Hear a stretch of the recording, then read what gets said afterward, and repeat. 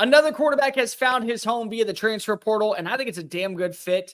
MJ Morris of NC State will take over for Talia Tungavailoa as the Terps' new signal caller. Let's talk about it. If you are new here, welcome on into the channel. My name is Cole Thompson. I'm a radio show host based in Houston, and I talk college football daily. So this is the type of content you enjoy, plus coaching searches, the transfer portal, bowl eligibility, the national championship, and a bunch of other nonsense. Make sure you smash that subscribe button down below. Leave a comment telling me your thoughts on MJ Morris coming to College Park for 2024. Tell your friends, your family, your mortal enemies, your best of bros, Terps fans, and college football aficionados everywhere about this channel, because we're on the race to 1,000, then 5,000, then 10,000, then 100,000. And ladies and gentlemen, I think you know that we're going to get there. So jump on in while the water's fine. Follow me over on Twitter. I'm not calling it X. Sorry, Elon, you can't make me. At Mr. Cole Thompson, the exact same as my YouTube handle. That way, the flow of conversation never has to stop. So I did a video not too long ago on MJ Morris being a diamond in the rough when it comes to the transfer portal. And I don't mean that as a negative. What I mean that is, look at the quarterbacks that currently are finding their way to the top of conversations. Riley Leonard from Duke, proven commodity. Dylan Gabriel from Oklahoma, proven commodity. You can even look at guys like Cam Ward, still more proven than MJ Morris. You look at guys like Will Howard, more proven than MJ Morris. Other guys like Kyle McCord, the experience is there. So those are going to be the front runners and the main headline names because of what they did last season. And MJ Morris was a part-time starter. That's the best way to put it. He was expected to start over Brennan Armstrong. Then Armstrong went out the job because of the relationship with Robert and I. He comes in, fills the role once again like he did last year for Devin Leary, and does a pretty decent job. 7-5 touchdown to interception ratio, but helped his team get wins over Miami and Clemson, and played pretty decent against Marshall and Duke. Nothing to write home about, but definitely not the only major problem with NC State, who still found a way to get to 9-3. So congratulations on doing what everyone expects you to do. But it was very clear that after knowing his status of what he was told, potentially being a red shirt and then having to maybe burn his red shirt eligibility, he wanted to save his tenure, wanted to go to another school, have 3 more years to truly finite and develop and turn into what we can expect to be a very solidified starter at the collegiate level that maybe garner some NFL draft interest.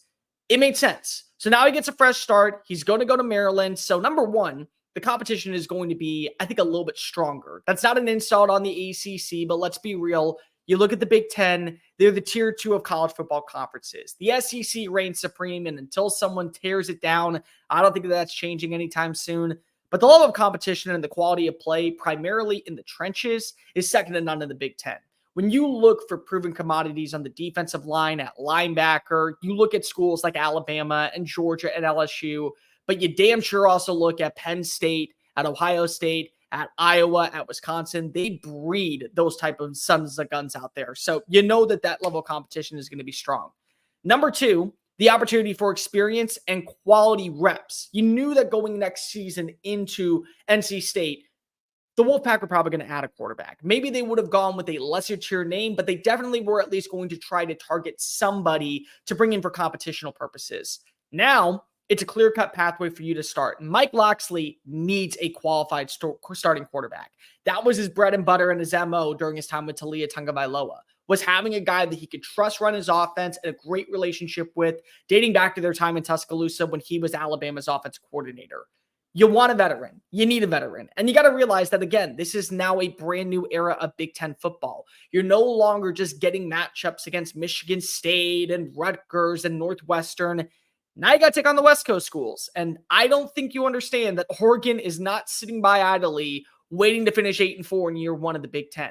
I don't think Washington, who's 2 games away from winning a national title, is going to be content watching his team fall apart and go 8-4 or 9-3. I don't think USC is playing that game, and UCLA definitely isn't either. So the competition's getting stronger, and the quality of play and personas and programs are being elevated. And you want to be in that tier 2 status. Best way to do so, get a veteran quarterback. And that's what MJ Morris brings. Experience, not a ton of experience, but a lot of upside.